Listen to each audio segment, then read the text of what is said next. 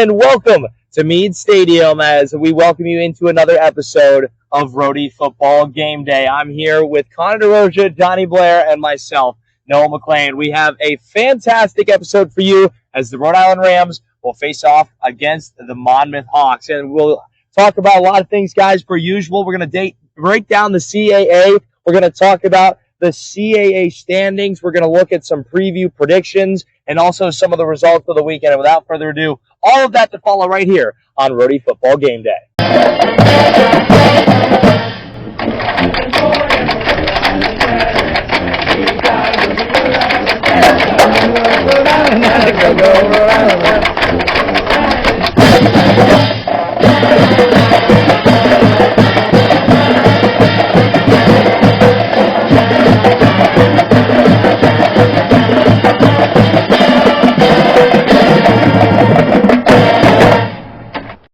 Well, guys, before things kick off on Saturday afternoon, it's time to catch up on all things CAA football from Week 9. We began over in Smithfield, Rhode Island, where the Bryant Bulldogs suffered a 41-14 loss to the Richmond Spiders, who, similar to our Rhode Island Rams, are undefeated in conference play thus far. Richmond quarterback Camden Coleman tore up the Bryant defense this weekend. 15 for 16, very efficient, along with 278 passing yards. And, I'd say 4 touchdowns to complement that goes along with the resume. And now we go down to Houston, where they faced off against Monmouth and won, being the first team of the year to hold Monmouth below 27 points in a game where they won 26-14. And Towson won this game by their dominant run defense, only holding Monmouth to 2.2 yards per carry. Yeah, moving down to Virginia, the Hampton Pirates beat the Elon Phoenix in a tune of a 41-21 victory. Big blowout there. Defensive lineman Akeem Nance had a massive day for the Pirates with 3 total tackles, 2 sacks, and a forced fumble and recovery. A lot of things to look at there. Another team that has been thriving so far this year, guys, the Delaware Blue Hens, who Rhode Island will face off against after this weekend's matchup between the Monmouth Hawks, and we will see what they can do as the Delaware Hens went down and beat Albany 28-14. The Blue Hens now on their third different starting quarterback. Nick Minucci this past weekend, 18 for 27, one of 173 yards in the air, along with 3 touchdown passes. And then we're going to head over to PA, where the Villanova Wildcats got back to their winning ways in a low-scoring 14-6 win over UNH, where linebacker Brendan Bell remains one of the best players in the conference, having 9 tackles, a sack, a forced fumble, and 4.5 TFLs. Yeah, going on to the next team, Stony Brook Seawolves secured a massive victory over William and Mary. Big upset there in a 35-13 victory. Another blowout. What a blowout today. Stony Brook saw one of the best rushing performances of the weekend from Roland Dempster, who finished with 144 yards, guys, on 27 attempts and got in the pay zone twice. In a battle for the bottom of the CAA, the Campo Camels, guys, they were able to beat the NCAA Aggies 21-7. Wide receiver Sincere Brown, who was shut down here, but was able to have another good performance, was back to his explosive playmaking ways. 150 receiving yards, 2 touchdowns on 5 receptions, along with the Rhode Island Rams. They are in the driver's seat, and they are cruising along Route 1 right now with a commanding 24-14 victory over the Maine Black Bears this past weekend on homecoming. And then now we're going to take a look at the CAA standings, where URI remains in that top spot, 7-1 overall in the year, up to 4-0 in conference play, continuing their dominant ways this season. And they are a win on Saturday away from tying the team's best start to conference play since 2001, 23 years ago, where they started 5-0. Yeah, big season for the Rhode Island Rams. But following them is Richmond. Richmond's been a great team all year. They're 4-0 in conference, just like the Rams.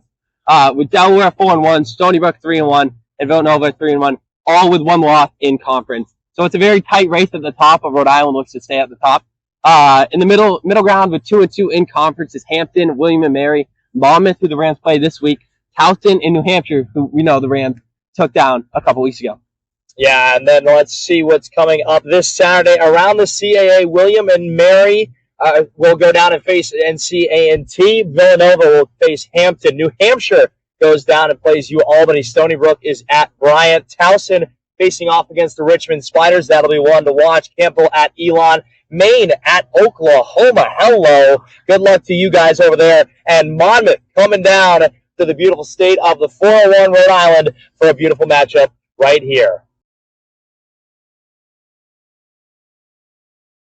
Welcome back to Rhody Football Game Day, and now we are joined by a new analyst, Kyle Reel, joining the desk for the first time alongside Connor DeRoja. I'm Jonathan Blair, as always, and we're going to take a look at the leaders of the pack here, and we're going to send it over to Kyle to start things off here. Yeah, thank you, Johnny. Appreciate it. It's good to be here with you guys. So before things get started, we want to check out who some of the standout performers are from Rhode Island football in relation to the rest of the CAA. Got to start off with the quarterback, of course, Devin Farrell, who has been dynamic and ranked 7th in the CAA total offense per game with 204.4 yards. Running back Malik Grant has also broke out recently. He's currently ranking 4th in the conference with rushing yards at 663 on the season for an average of 82.9 rushing yards per game. And wide receiver number 1, Marcus Buchanan, is 8th in receiving yards in the conference at 509 and 35 catches, which is pretty outstanding. Shout out to the offensive line, who have only given up 9 sacks on the season, really improved from the beginning of the year as well. That's the third lowest mark in the CAA with only 9 sacks given up. And on the defense, Cole Brockwell, absolutely stacking the tackles, sits comfortably at 4th overall with 73 on the season, averaging just over 9 per game. Outside linebacker AJ Pena, another standout player on the defensive side, ranked 2nd in tackles for loss in the entire conference at 12 and 3rd in sacks with 8. Well, Kyle, we want to thank you. We all know AJ Pena's dominance on the show. We talk about him, I think, probably every single episode so far this year. So, of course, we know how good he is. So we want to thank you for taking us through the entire Rams roster. We'll be right back with so much more right here on Rhody Football Game Day. Well, guys, on Saturday, the Rhode Island Rams prepare for a game that could go either direction as they are get ready to see a most likely very high-scoring shootout game. As we are aware, that this Monmouth team has a lot of high-powered offense, but this Rhode Island offense has also started to really come alive. The last time these two teams played each other, guys, this was one for the record books, a 7-overtime win by a final score of 48-46. The Rhode Island Rams coming in and taking the victory there, and that was a very interesting one. We'll see what this Saturday brings. And this time around, the Rams have to be ready for one of the most explosive offenses in the conference. And this is a team that's averaging 40 points a game. And it wasn't until this past week that they were held under 27 points in a game. That should tell you how good of an offense that they've been this entire year. But Towson was the one that held Monmouth down. And they were able to do that by stopping the run game. They only allowed 81 rushing yards on 25 attempts. So if the Rams want to stand a chance to slow down this Monmouth offense, it's going to be by slowing down the run game. Yeah, even though this Monmouth offense kind of got stalled as the first time under 27 points the whole season, their quarterback, Derek Robertson, still passed for over 300 yards. So they still put up great numbers in the air. But Towson, the thing that they did great was they were able to limit the big plays from Monmouth. And so that's going to be key for the Rams going forward in this game.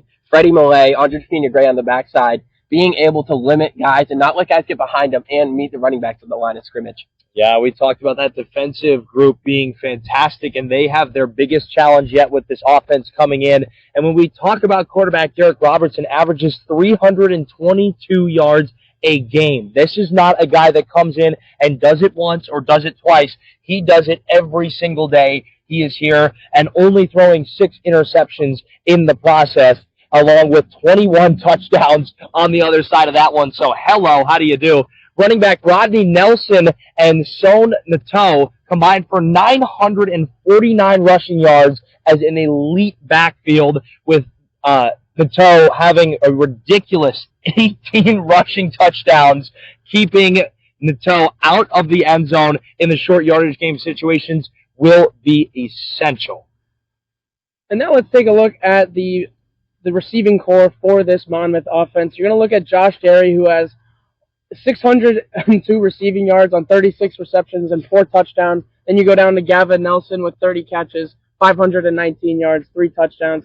TJ Spate with 35 catches, 483 yards, 5 touchdowns. And then Trey Neal with 25 receptions, 325 yards, and 4 touchdowns. Just spreading the ball all around to all the different weapons on this Monmouth offense. Everyone getting involved. So many different weapons for this offense. Part of the key for this Monmouth offense and Robertson is that offensive line, giving him time to throw. Receivers can't get down the field if someone like A.J. Pena is in the backfield instantly. So they have been a great pass-blocking offensive line and been pretty solid in the run game. Obviously, last week, not super well. But, and defensively, the Monmouth Hawks may be coming to Rhode Island at the best time, as Rhode Island's offense has not, it's been shaky at times.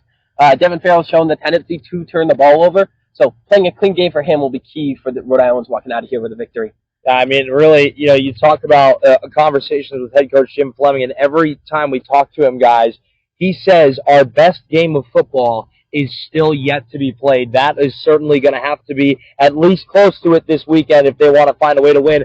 The Hawks give up over 165 rushing yards per game and about 250 yards in the air as opponents average 31.5 points per game. So even though they're scoring a lot, they are also giving up a lot of points as well. So that's where this offense of Rhode Island really needs to come alive, take advantage of that maybe not so effective defense for Monmouth. Now, Monmouth does not consistently put pressure on the opposing quarterbacks. This is where those turnovers that Devin Farrell has had in the first couple of weeks can really be limited. This gives him time to not feel pressured, and that O-line is becoming more and more solid in the trenches. More often than not, the Hawks find themselves having to go for big offensive plays. We're talking about real 40-plus yards down the field, everything like that. And they have never, ever allowed fewer than 21.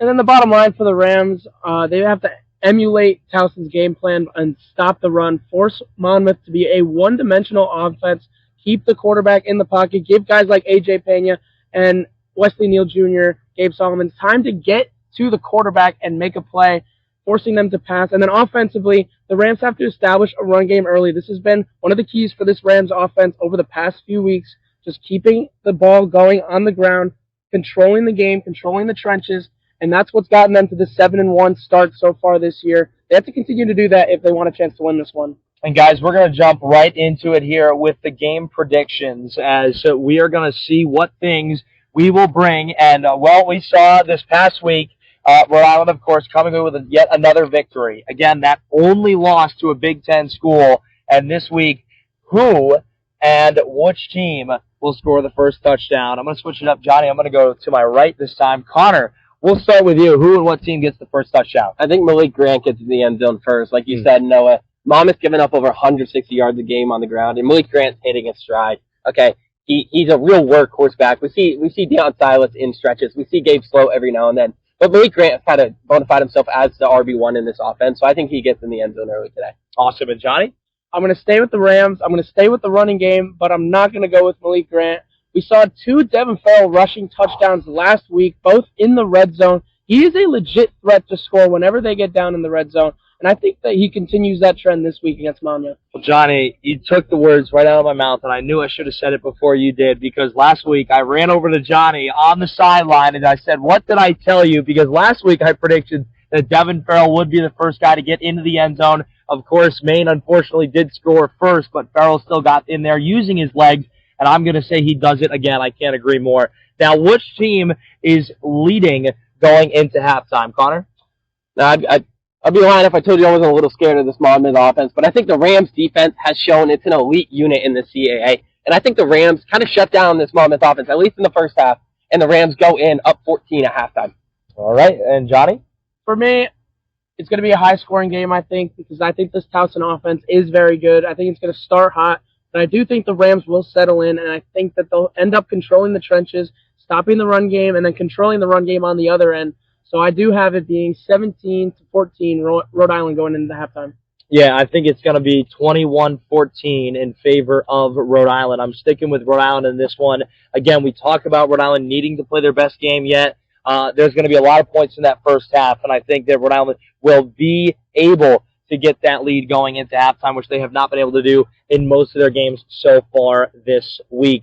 And now, who will have the maybe performance or breakout performance of this week? And Connor, we'll start with you. Yeah, and this goes back to last week, Tommy Smith. Okay, He's been kind of buried in the depth chart all season, The last week we saw with some injuries to wide receivers, him get his opportunity, and by golly, he made the most of it. Massive catches down the stretch, huge plays over the middle, and I think he continues that and just keeps working his way up the depth chart. Awesome.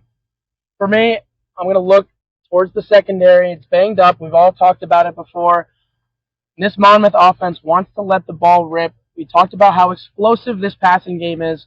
For me, there's no one more important in this game than a guy like Andre DePina-Gray, who is patrolling the secondary, making sure that none of these deep passes are going to get made. I think he has a big game and slows down this Monmouth offense big time.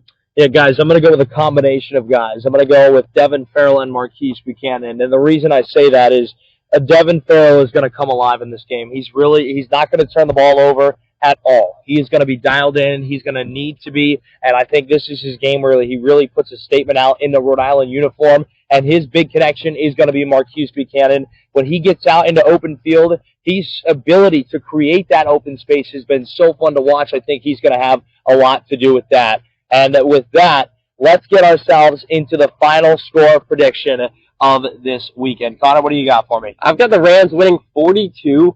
I think the Rams offense comes alive a little bit. This Monmouth defense has not been great. They're letting up over 30 points a game.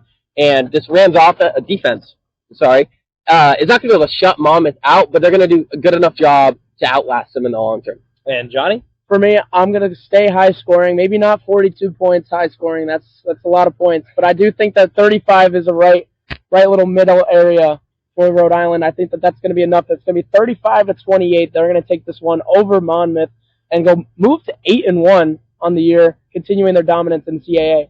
Yeah, I'm going to go Rhode Island 38, and I'm going to go Monmouth with a 31. I think that Rhode Island will be able to get out of this one. It's going to be another close one, but a couple of big plays will prevail the Rams over that Monmouth very, very impressive team. And with that, that is all we have for you, as we thank you all for joining on another episode of Rhody Football Game Day, and look forward to seeing you all here in front of another sellout crowd Saturday at 1 p.m.